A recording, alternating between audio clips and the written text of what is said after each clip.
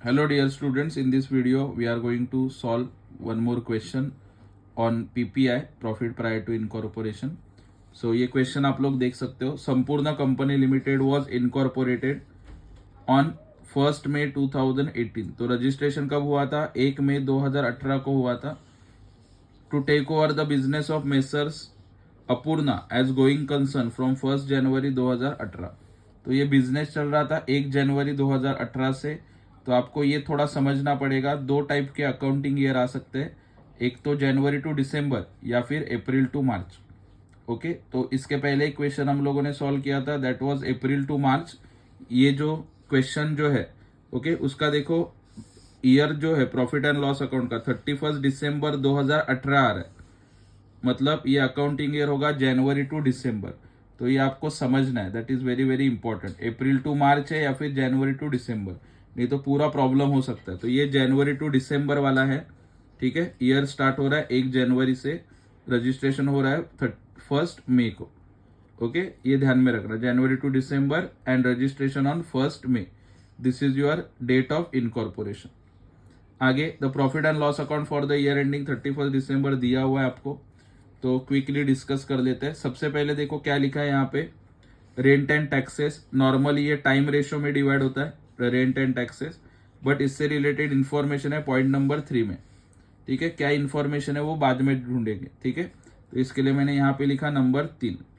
उसके बाद administrative salaries and expenses time ratio में डिवाइड होता है. डायरेक्ट टाइम रेशियो क्यों लिखा? तो क्योंकि नीचे कुछ इन्फॉर्मेशन नहीं है. इन्फॉर्मेशन होता तो हम लोग वो नंबर दे देते. उसके बाद सेलिंग एक्सपेंसेस सेल्स रेशियो में डिवाइड होगा. डायरेक्टर फीस पोस्ट में जाएगा क्योंकि डायरेक्टर कहाँ पे होता है? कंपनी में होता है. ठीक है, उसके बाद carriage outward sales ratio because it is related to sales. Advertisement sales ratio. Depreciation time ratio में डिवाइड होगा. अगर कुछ डाउट है एक इंट्रोडक्शन वीडियो देख के आना, कौन सी चीज कैसे डिवाइड होती है आपको पता चल जाएगा. Audit fees again time ratio. Audit fees time ratio में डिवाइड किया और उसका एक इन्फॉर्मेशन भी है. देखो, audit fees are for entire period, तो पूरे साल भर के लिए है, तो मंथ वाइज ही डिवाइड होगा तो टाइम रेशियो में जाएगा. इलेक्ट्रिसिटी का बिल टाइम ओके मंथली आता है तो टाइम रेशियो में डिवाइड होगा. And last one is interest on debenture. Debenture को इश्यू करता है कंपनी, तो ये कहाँ पे आएगा? पोस्ट में. प्री में इसका कुछ लेना देना नहीं है. ठीक है, नेट प्रॉफिट को लिखने की जरूरत नहीं, वो अपने आप ऑटोमेटिकली लास्ट में आ जाएगा.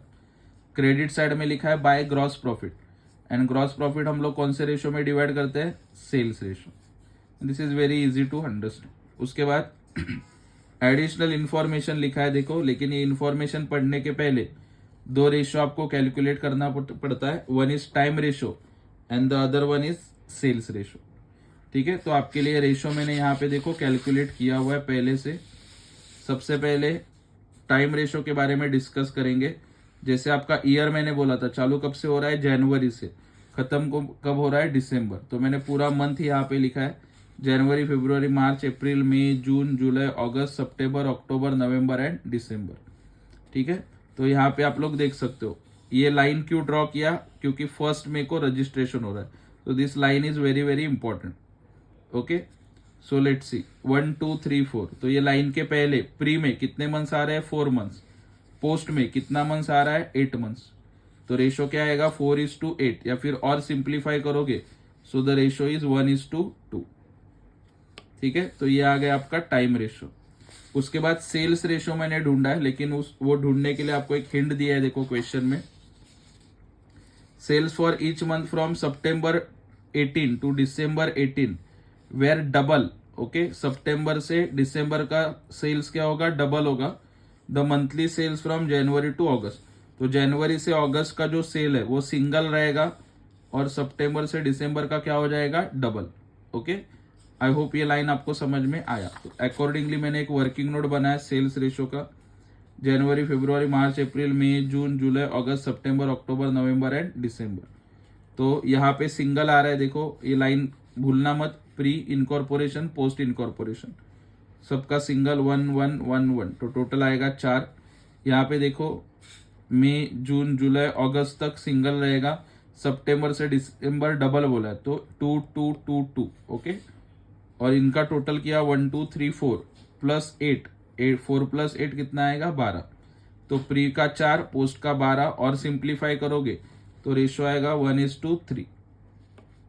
तो आपको मिल गया टाइम रेशो, आपको मिल गया सेल्स रेशो। ठीक है, अगला इंफॉर्मेशन पढ़ते हैं इस क्वेश्चन में। रेंट के बारे में बोला है, देखो rent was increase from 500 per month to 1000 per month. पहले रेंट कितना था, एक महीने का 500 रुपया, अभी कितना हुआ 1000 रुपीज पर मंथ, एक महीने का 1000 रुपया।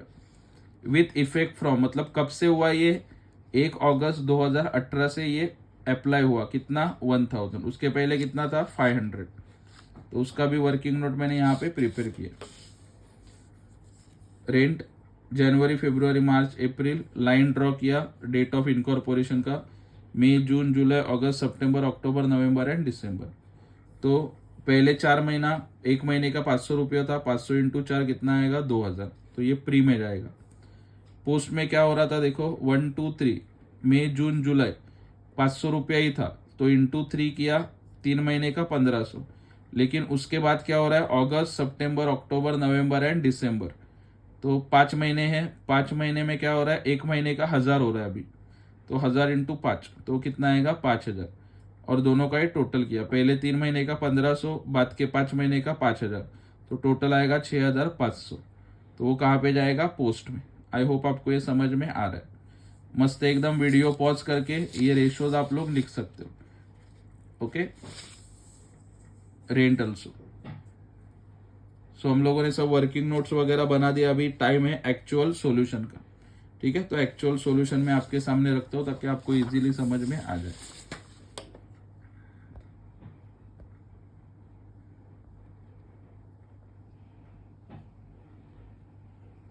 So this is your actual solution.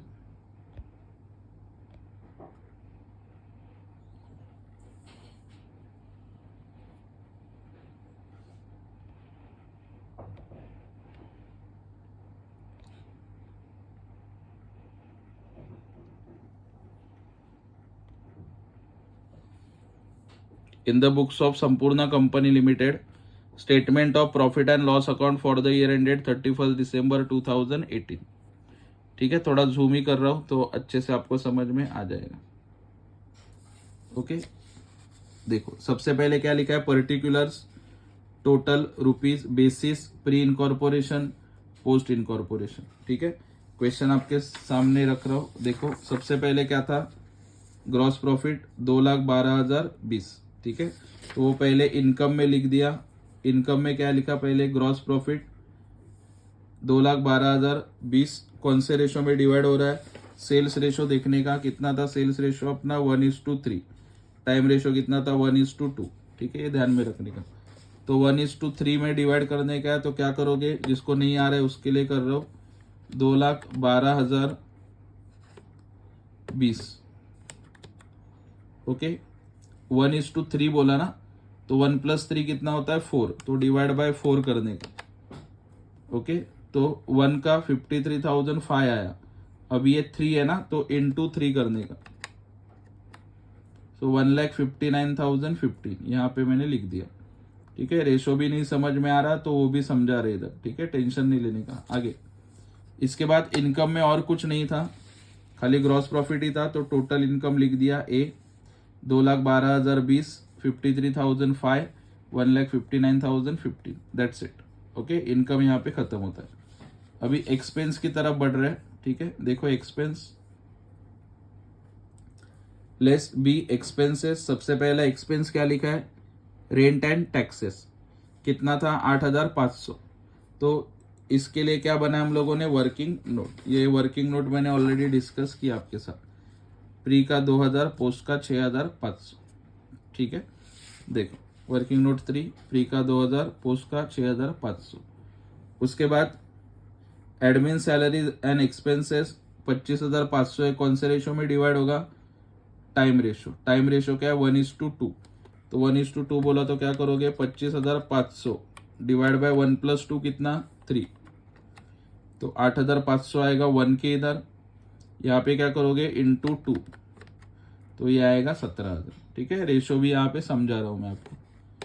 उसके बाद सेलिंग एक्सपेंस सेल्स रेशियो में डिवाइड होगा, 5000 है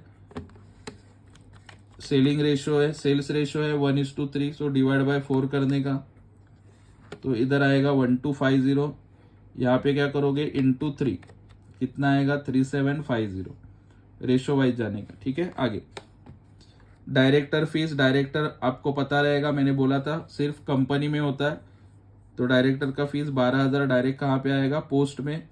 ओके, प्री में डैश, प्री में कुछ आने वाला नहीं है, पोस्ट में आएगा 12000। ठीक है, उसके बाद आगे कैरेज आउटवर्ड बोला है 12960, कौन से रेशियो में डिवाइड होगा, सेल्स रेशियो, तो सेम 12960 सेल्स रेशियो है 1:3, सो डिवाइड बाय 4 करने का, तो 3240 आएगा, इंटू 3 अगर करते हो तो 9720 आएगा। सब रेशियो विशो सब दिखा रहा हो यहाँ पे। आगे एडवर्टाइजमेंट सेम, सेल्स रेशियो कितना, एडवर्टाइजमेंट 18000, तो 18000 1+3 कितना 4, सो डिवाइड बाय 4, 4500 आया, इंटू 3 किया तो 13500 आया।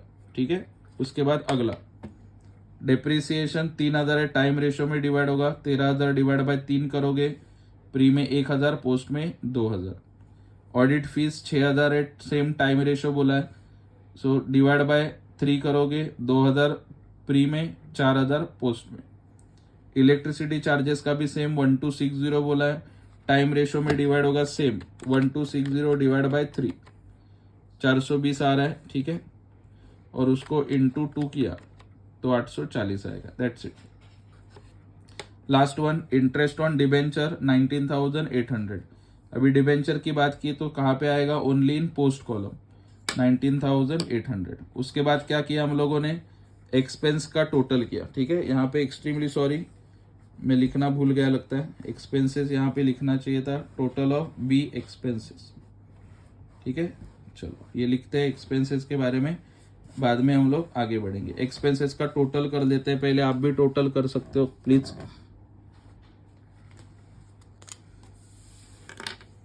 Total expenses I am going to right,